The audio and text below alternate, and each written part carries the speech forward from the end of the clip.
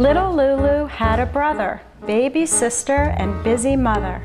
Daddy worked far from home. Lulu felt all alone. Queens native and now Cold Spring resident Helene Sola is a registered nurse, a clinical nursing instructor, and now an author. Lou begged, please, I want a cat to cuddle perfectly on my lap. The fabulous, marvelous Rexaroo is my cat, and he is fabulous and marvelous. Lulu and the fabulous, marvelous Rexaroo is the story of a lonely little girl who discovers a very unusual cat. Lulu's world began to change. Things began to look quite strange. Helene and her family adopted the real Rexaroo 3.5 years ago from the Mid-Hudson Animal Aid Shelter in Beacon. If you walked into the shelter, you would see a room that had approximately 100 cats in it. For the past 25 years, the shelter has been serving Beacon and the greater Hudson Valley as a no-kill, free-range cat sanctuary.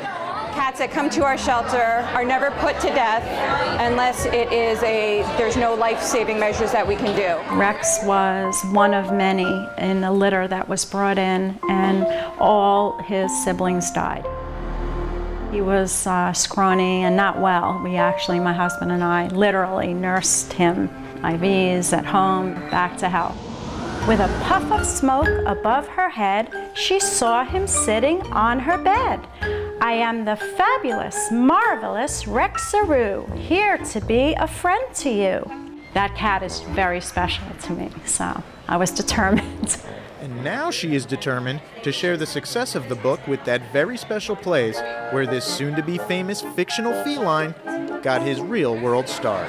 We've had a lot of very, very sick cats come in this year, and for her to donate profit to us is just amazing. It just leaps and bounds of what type of person she is.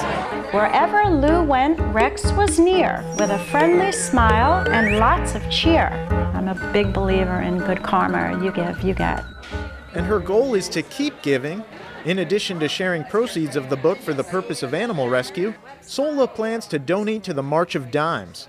Her work as a neonatal nurse puts her on the front lines of their cause, making her no stranger to the needs of babies born prematurely and the rescue that they need. And maybe one day I'll be able to donate all of the proceeds. So perhaps a more appropriate name for her furry character should be Rescue-Roo, seeing the ripple effect of generosity the book is generating. The children stopped and talked to Lou. Could they see her Rexaroo? So what's next for Rexaroo? We could have a whole series of Rexaroo books. And I plan to. I actually have number 2 in my head. She thought Rex whispered in her ear, my little Lou, I'm always here. I'm in your heart, your Rexaroo. I will always be a part of you. I could see him as a float in the Thanksgiving Day parade.